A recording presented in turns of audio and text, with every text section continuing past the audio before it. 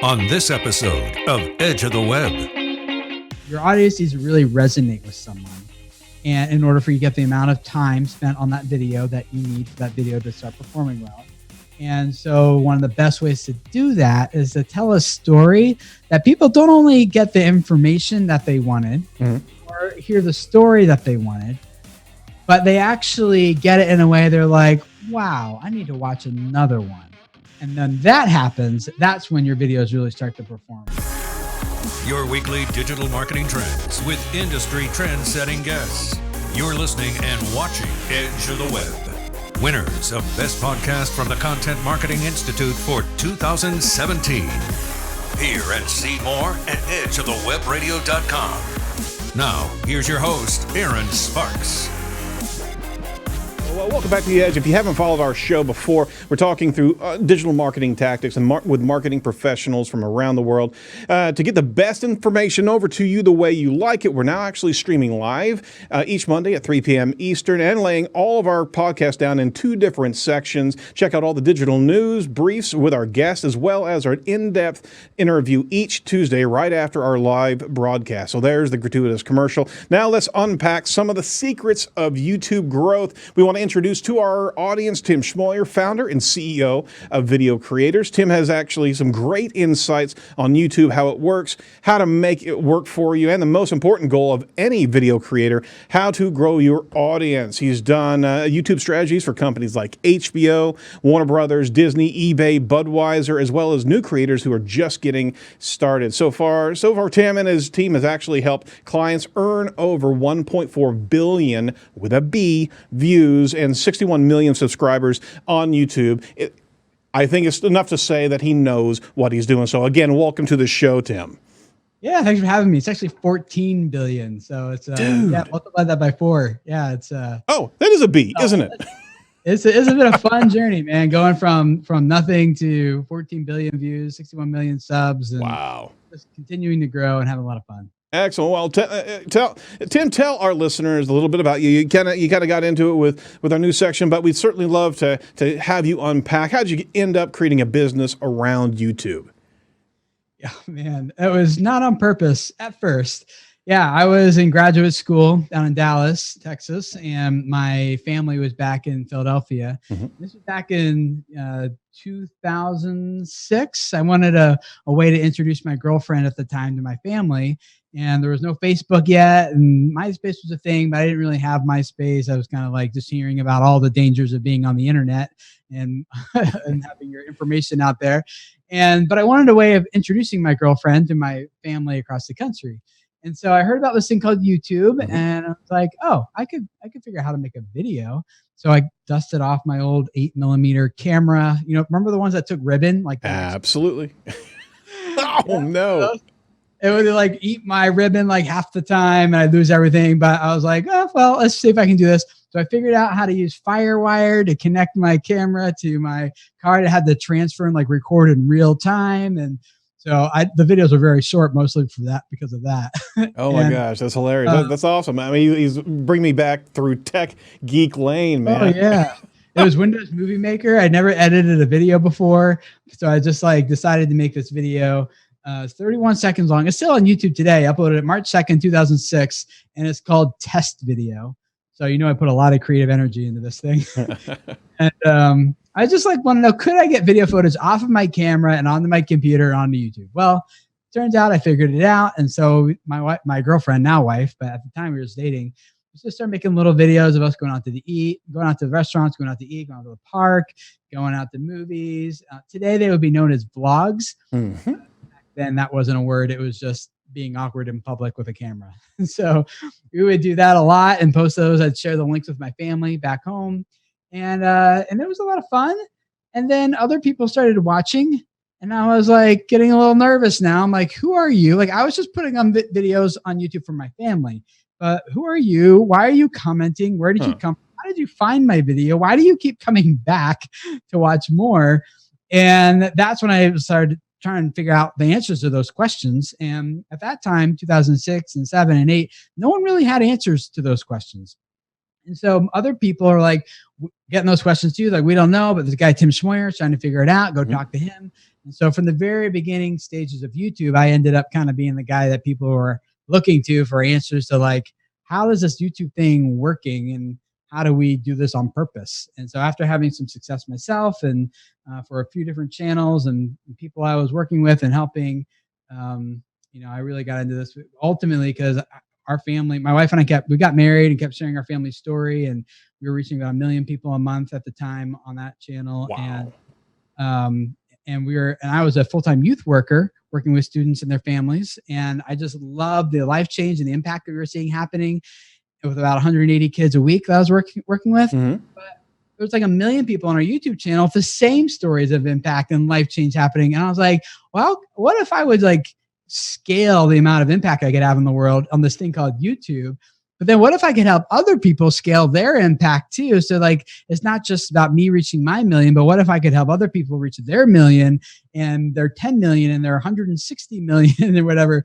And that's when I got really excited about it. So that's when I, long story short, started a company called Video Creators. And that's exactly what we do, is help people grow on YouTube, help them with all their strategy, not just for the sake of making money or feeling popular or whatever, but ultimately for reaching people and changing their lives. And that's what we're all about. And it has been a crazy journey. That sounds like it. But I think at the root of this, Tim, what I heard was you grew it organically from pure content. It wasn't staged. It wasn't formulaic. It wasn't agenda focused. It was literally you're putting out content that people were eager to lap up. And as you were moving these stories and moving these insights into what your vocation was, people were gravitating around it. So at the root of all of this is being authentic. Would you say?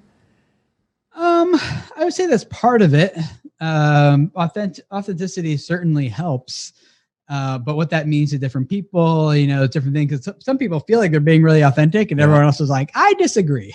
They don't watch. So, being authentic is part of it, but there's a lot of branding elements now. Like YouTube strategy overall has changed dramatically from 2006 to now 2019. Oh, yeah.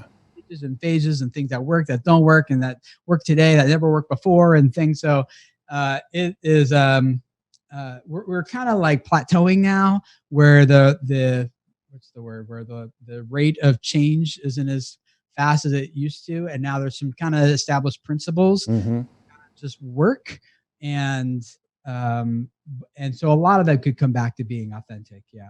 Oh, very good. Well, we certainly want to unpack this, but at the root of your guidance is storytelling. So, can you give us the concept of storytelling as it applies to more of a general application? Because obviously, you got businesses of all different makes and models that are trying to move mountains inside of YouTube. You got personal YouTube. You got individuals that are trying to be influencers.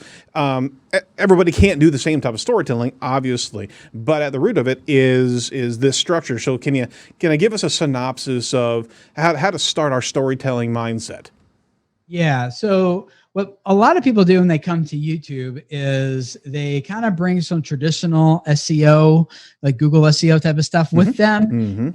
So that's usually where they start. And so it looks like doing things like keyword research, and it looks like them trying to get all their tags in the right places and writing all their metadata descriptions and titles good and thumbnails and stuff. And then they post this piece and it goes nowhere. And they get frustrated because like they've done everything quote unquote correct, all the words in the right spot. I actually worked with one client, and they were publishing weekly videos, one video every single week. So at the end of the year, they came to me after publishing 52 videos, and they had 7 full-time production people on this YouTube channel. They were using $20,000 Red Epic cameras. Oh, and geez. all with television background, Hollywood experience. And they came to me after 50 some videos, and they're like, Tim, why is it that our videos look amazing? And they did. It was a vegan channel. I'm not vegan, but I was looking at that thinking like, I could eat that. That looks awesome. And they're like, we have this amazing production. we've invested hundreds of thousands, like over $500,000 into this project. And we've been consistent in publishing every video, like one video a week for a year. Mm-hmm. And why does our top video only have 24 views? Oof.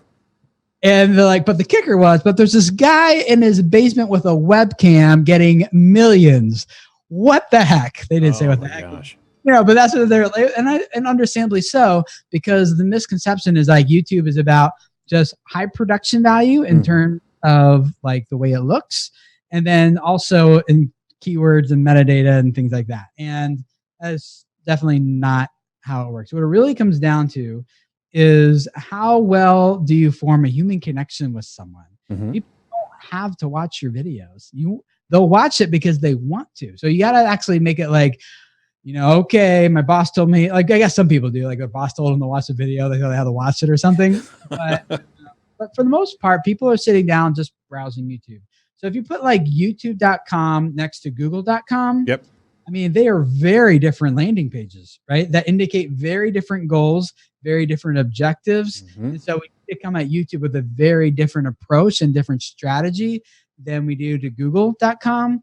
Now, YouTube is a search engine. It's the second largest search engine on the internet, second to Google itself. Yep. And search feature. But unlike Google, like it's kind of like at the top and it's kind of small. It's like browsing mode is what they want you to get into. Like we want to just put content in front of you, whether it's the homepage or suggested videos or something. We just want you to click from one video to the next video to the next video to the next. You don't do that at google.com.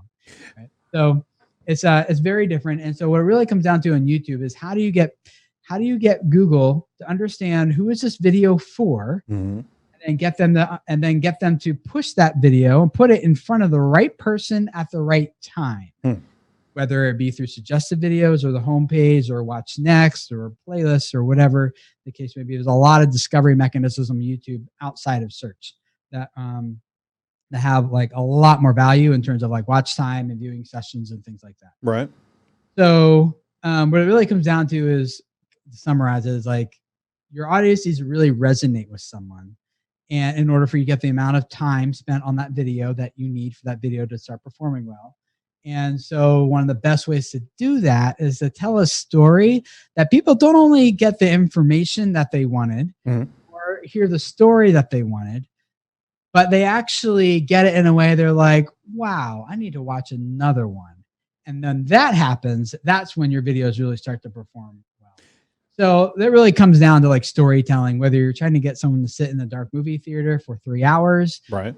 A television series that literally has over a story that's over 100 hours, of like 7 seasons of, 24 episodes each or whatever, all the way down to TikTok and Vine and Instagram, where it's like 15, 60 seconds. It can all be done in that amount of time. Well, we certainly know, and I appreciate you going into that depth, because there is a myth that if you have all the whiz bang design, all the quality graphics, all the overlays, everything that you can pull together here, that it's all going to be, you're going to be sprinkling magic fairy dust on your video and it's going to rise to the top, right? Right. Well, at the core of it is some people don't know how to tell a story. That's right. And so with that, do you have instructions on how to give guidance on, because some people, as much as they're wanting to, they'll just plow through it with not knowledge that it's very similar to almost playing music in a particular manner, right? Yeah, oh, that's a great example. Yeah. Or an athlete, someone who's like, hey, I know how the sport works, but I'm not actually good at the sport, or I know how the instrument works, but I'm not good at playing the instrument. Same thing. I know how a camera works. Yep. A lot of people who know how camera works is publishing content and not getting anywhere. But it's like, how do you craft the content in a way that really engages them? So when we work with people, there's 7 questions that we have them answer. And this happens on a few different levels. And so if we have time, we can get into a couple of all the 3 different levels. But just on the content itself, the video itself, a story structure is made up of how it answers 7 basic questions. And the 7 questions are: number 1, the video first needs to establish who is the character. And then number 2, it has to establish what does that character want. Mm-hmm. So if you're watching like television or a series or whatever, it's like not uncommon for the main character to just flat out state exactly what they want. Like, man, that guy just needs to die. right? Or I just want that girl to notice me or whatever. Like they just flat out state somewhere close to the beginning what the character actually wants. And then that becomes the thing that the rest of the story revolves around, which is, do they get that thing or not? So the third question then is, well, why can't they have what they want? Like, what are the obstacles that are in the way, the things that are holding them back? Right. Or 4, and a lot of people miss this, and we'll break this down a little bit more in terms of different contexts. But number 4 is then what is at stake? Like, what's it going to cost them if they don't get what they want? Right. And that's usually a lot of people miss that. And when you miss that, the story falls flat pretty hard. So that's an important part. That's the risk involved. Exactly. Yeah. So it's like, okay, you want that thing, good for you, whatever. But it's like, oh, but that happens if you don't get it. Now there's a little bit more intrigue. Right. 5, who or what comes along and helps them do what they couldn't do before. And that could be the guide that comes along that equips them with the proverbial sword, whether that be Luke Skywalker or that be like Gandalf coming alongside of Frodo, or the guide. And as a marketing world, like that's the role we often play, is for the guide coming along our customer who wants to be the hero of their story. But they first want to understand our story as the guide, because the guide always has a backstory that qualifies them to be the guide now for the hero. Who or what comes along helps them do what they couldn't do before. And then number 6 is, how do they then ultimately get what they wanted? Which sounds like it could be the end of the story, but the question number 7 is what makes the difference between a story that people actually like and a story that people actually love. Okay. How are they changed as a result? It's ultimately, any good story is about character transformation. It's like, how is this person different now as a result of all the obstacles and the conflicts that they've gone through? When you get to the end of that story, you're like, like I can see how that person is a different person now than they were at the beginning. And that's ultimately what our customers want to experience. Is like they have these challenges that they're facing, these problems that they're trying to go through. We come along as the guide, and we get to help them transform their business or their goals or whatever it is. So like I said, it happens on a few different levels. One is just like on each individual video itself. One is for your brand, like a series of videos that keeps them watching from one to the next. Right. And then it's also understanding then what our audience's story is, so that we can position our videos to fit into that story as the guide, and ultimately make them like, I got to watch every single video this person does. Well, you're tapping into, it's almost like this archetype of storytelling back in Odysseus times. I mean, it's the same narrative all the way through. It's just about the different. It's about the different aperture. I mean, you've got the Vines and the TikToks. It's the same bloody thing. You've got consumers that are wanting to watch different amounts of time of video. But if you can actually score on those key points, we're already wired. We're conditioned to look for these different elements, the plot line, right? Mm-hmm. That's right. Yeah. So if someone comes along, like let's say you're making a video on like how to weed your garden or something. I don't know, making this up. I trust me. I would be looking at that video right now because my front yard looks like crap. Keep on going. Yeah. So it's like, so you want something, and like, so instead of me just going and making a video like, guys, here's how you grab the weed and pull it so that the roots come up, because if you don't grab it this way, then like, and just give them like the hard, dirty facts. Right. There's a lot of that out there. And that's the stuff that doesn't perform as well as you, for example, going on to your grass and like, guys, look at my lawn. This is a mess. I just want all of these weeds gone. So you've told them what you want. Mm-hmm. You've established the problem. And you've also tapped into what your audience wants, which is my lawn looks like that too. I want my lawn to look better. And then you say, but that's my neighbor's lawn. Look how good his looks. It's like, and so then maybe you're like, I'm going to go next to my neighbor and see how he does it. So you go next to your neighbor, maybe you set this up with him. I'm making this up off the top of my head. Yeah. It actually works for you.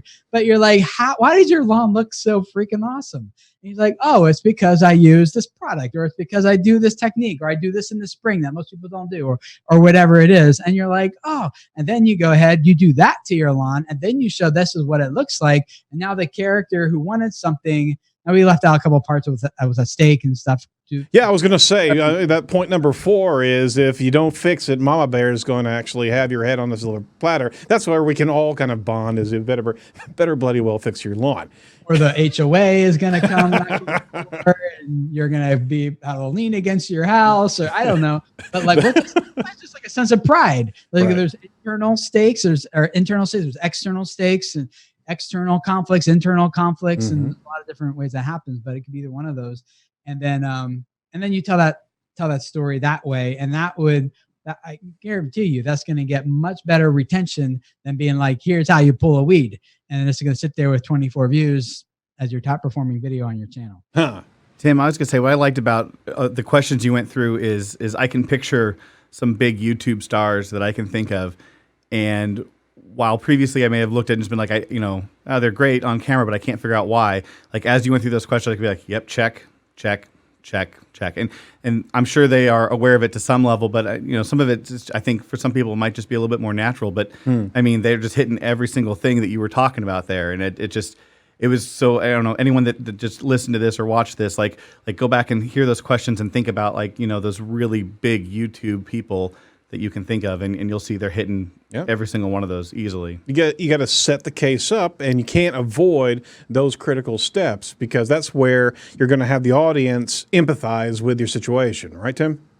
That's right. Yeah, and so that's one of the other ways of this is important because one, we're telling this structure in every single video, but then it also needs to kind of point to like a series of videos, so that keeps them watching from one video to the next. So like, it's a self-contained structure in each video, but then there's like in our case, for example, my wife and I have 7 kids in 8 years.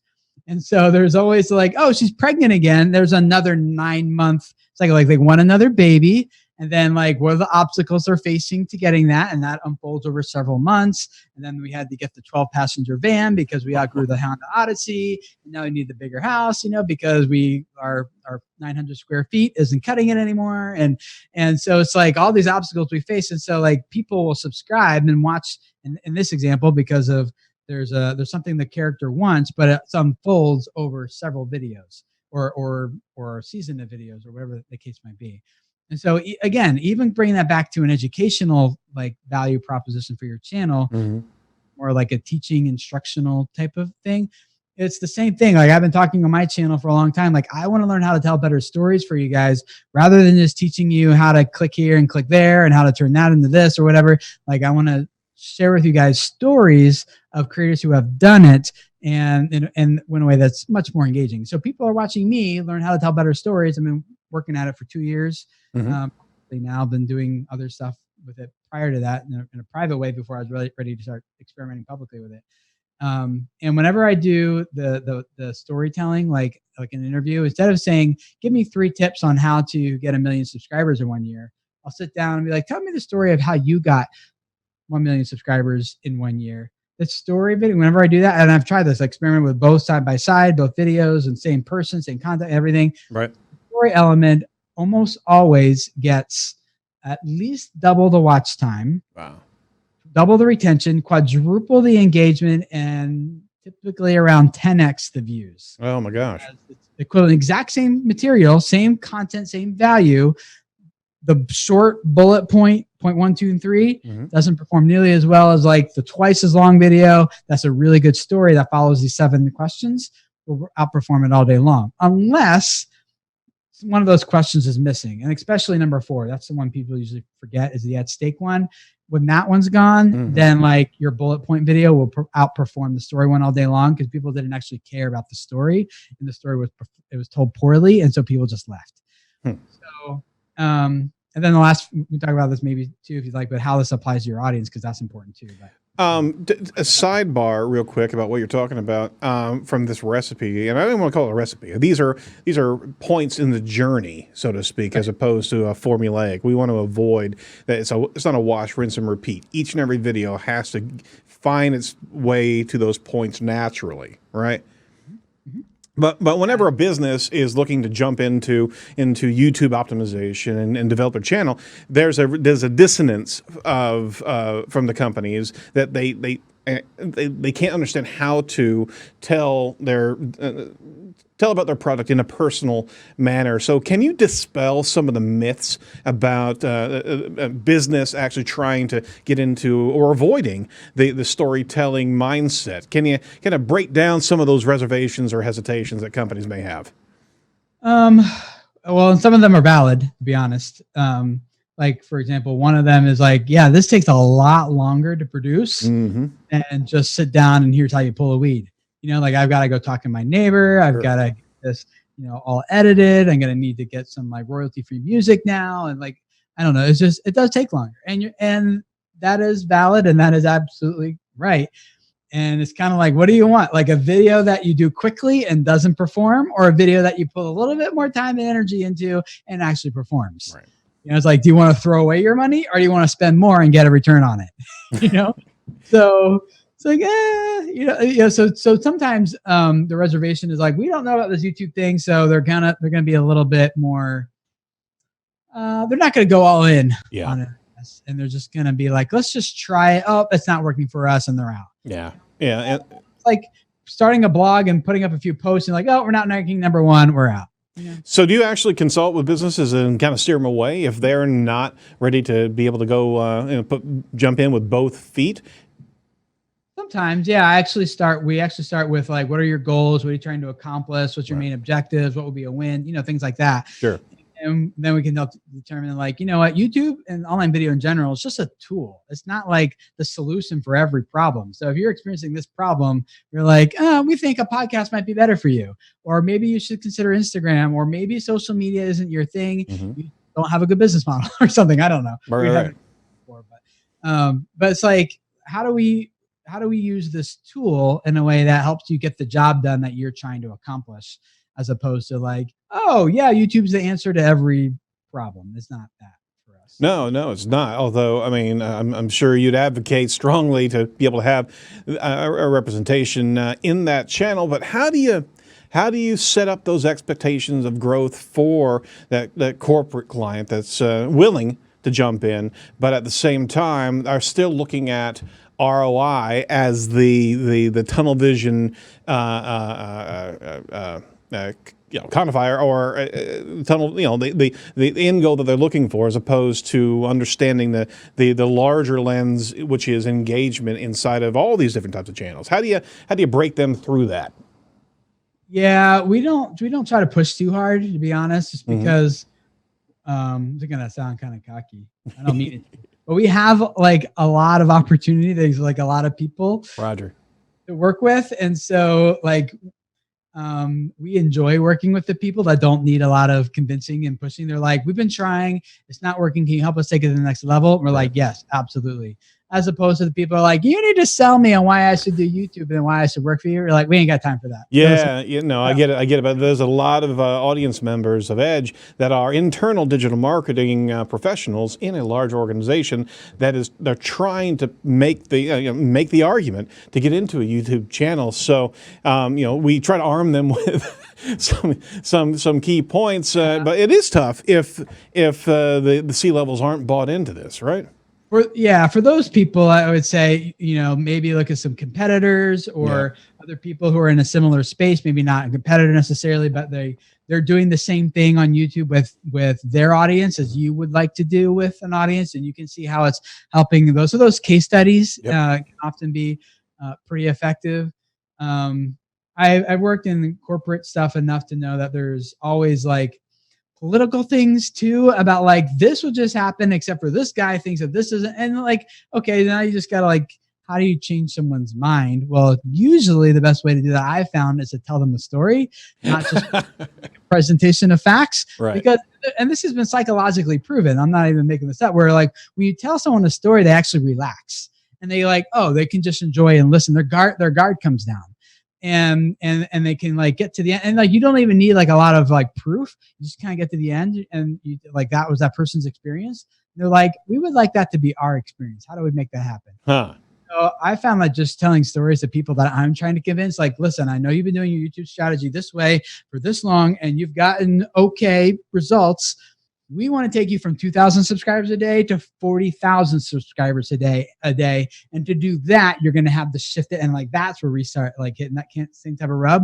And so then we show them examples and case studies of we've done this way with this person and that person. This is the results that they got. You want those results or not, And so, wow. It's like Inception. You're actually bringing a story inside of persuading them to actually tell stories.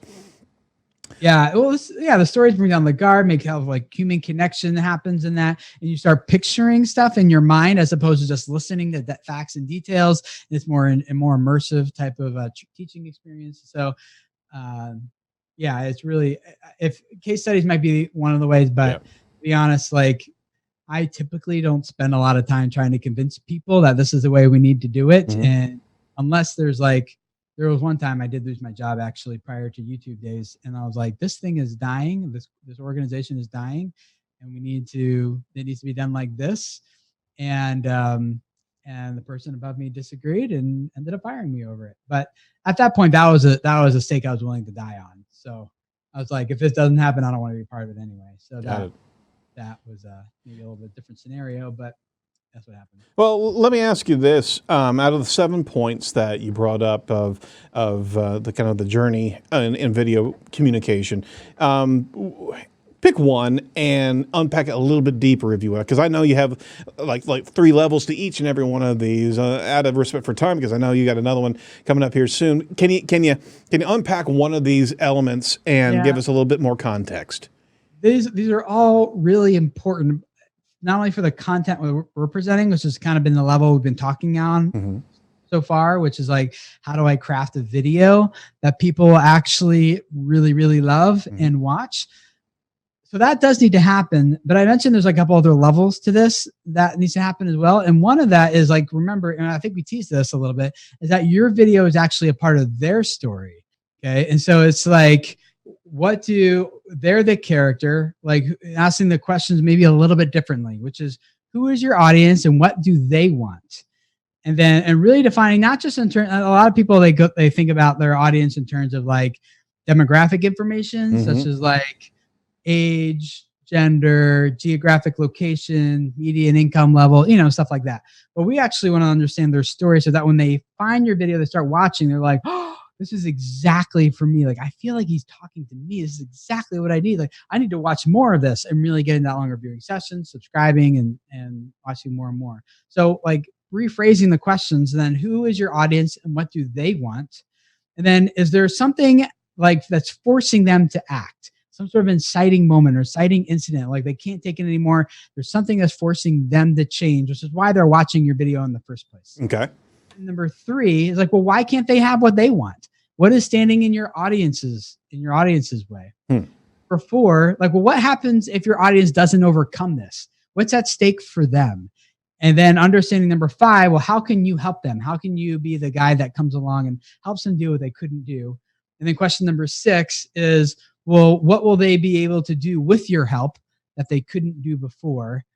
And then wrapping up number 7, well, what does transformation look like? What does victory look like? Like, how do they ultimately get what they want? What does that look like for this person? But then in the end, how will they be different than when they got started with you, your content, your brand, your products, your services, all of that? And so it really puts a story to your audience so that when you're looking at the camera lens, if it's like an on-camera personality, for example, you're looking at the camera lens and you're making this content, you're not just talking to like some general audience of someone that would hopefully find this weed killing video helpful, but instead this is like a guy who feels like his neighbor keeps one-upping him and he's just been through a lot in life and he doesn't have the time to really put into his lawn like he wants to, and he's feeling like he hates driving home every day, feeling like, oh, like my neighbors are like getting a little upset with me, or all my dandelion weeds are blowing into his lawn now, or whatever. Right. It's like you're really understanding the audience's story so that you understand exactly how the video you're making fits with exactly where they're at. And so when they click play, they're like, oh, this is what I need. And the only way to really make them feel that way is to actually, I think, do the work and really understanding your audience's story, what they want, what they can't have, what they want, the transformation and all that, what's at mistakes so that your video solves all of those same questions for them when they click play in every single video. So it's each video, season of life, or series of videos, as well as and your audience's story. All three of those dynamics kind of at play here. You describe this, and more is just resonating for me, is that we all on a regular basis are talking about buyer's journey. And buyer's journey, the minimum series of stages is like 3 stages: awareness of a problem, consideration of solutions, and then decision-making criteria of what particular solution provider you should select. And it literally is Maslow's hierarchy of needs, from pain to comfort. And what you're talking about is exactly the same thing, is development of content that hits all those particular points of pain, consideration of a solution, advocating on the side of the customer or the watcher of the video, empathizing, be able to connect with their pain points and take them through these solutions. That's where corporate America can truly connect with their audience. It's no longer just talking about what their product is. It's about how they solve these pains, and storytelling is an incredible vehicle to do just that. Right, Tim? That's absolutely right. Yeah. And what happens on YouTube when you do this is the search and discovery systems and all the algorithms on YouTube, they're not actually like ranking videos based on keywords and things. Like we said in the beginning, they're ranking it based on human signals that they're capturing from viewers. And the signals are, do people spend time watching this? Do they engage with this? Do they watch more after this? Or, and this is a mistake a lot of marketers make, is they want the goal of every video to get the people off of YouTube into their website to buy or sign up or register or whatever. And that ends the viewing session, which is a negative signal to Google. And so instead, it's like, how do we use YouTube as a way to engage an audience so they watch more and then more and more, and really dive into our brand and be like, you know what, now I need help with this thing. I'm using those guys because I love what they're all about. So it's not the hard push of buy now. In fact, that's a key point, is that if you push too hard, you're literally sending a negative signal back to Google, and you're really harming your user engagement, as opposed to what you think you're doing by getting to that purchase KPI, right? Yeah, and there is ways to do it. Like one of the ways that, just real briefly, is like you have different strategies. Like you have one goal for each video that you make, not like I want every video to get lots of subscribers and every video to get lots of views and every video can get lots of conversions and to go big on Reddit and to be featured by traditional. Like you can't have all these goals. So like every content needs to have one specific goal. And so one goal will be like discoverable. Like we want this to be like to rank well and be suggested well. We want this video to grow the know, like, and trust factors. Oh, wow. We already have. And then this is our sales video, just like an email sequence where you get the lead magnet / discoverable things. You get the emails that grow the know, like, and trust factors that then lead into a sale. Like I publish probably like once or twice a month. I'm not publishing pretty often, but once or twice a month. One of them's just a straight up sales video, and the whole goal is to like give them some valuable information that leads into like a pain that they have that's just solved with this product. Right. But those videos, I'm not trying to intend to get them to rank or perform anywhere. It was like, I brought you in discoverable. I built the community with the community videos, and now I'm capitalizing with the sales video. And we had one client we're working with who started doing that. And he was making around $20,000 a month from his YouTube channel, from his sales. But we told him, but he was publishing daily every weekday, and it was selling at the end of each one. We told him only sell once a week, but craft that video intentionally for the sale. And then the other videos, make them discoverable, community, don't sell on those at all. Which he felt like, I'm going to take a big hit here because I'm only selling once a week instead of 5 times a week. Right. Instead, he went from $20,000 a month to $100,000 a month in that one little switch. Wow. Because he had a purpose and a strategy of how he's crafting each one. That is awesome. That is awesome. And so you don't push so hard. Bring people in and be able to create a latticing of sorts of content based on where people's journey is, and don't be hard selling. We got to mature ourselves from a marketing standpoint that our consumers not ready all the time to buy. That's right. It's just what you said. Thinking through the customer journey, and do the same thing on YouTube, bringing them discoverable, build a community, capitalize on it, rather than like, it's always got to get someone to our website, into our email, to our sign up, like whatever. It's like, what if you just gave really good value, because you want to help people. And I know every business wants to help people. That's what the business is for, is to help solve people's problems. But what if we just did that, gave away our best information for free so that we're like, oh my gosh, what do I get if I actually pay these people? And that's what it's all about. There it is. There it is. Well, Tim, we could literally go on for hours, and we certainly appreciate your time today. We'd love to have you back around and unpack more of this because, I mean, you got a rich depth of knowledge in all these different stages. But we want to make sure that you hit your next appointment as well. Can you give us one key thing that aspiring videographer, or that aspiring next YouTuber can do to really make sure that they're point on what they need to do to craft that new following for themselves?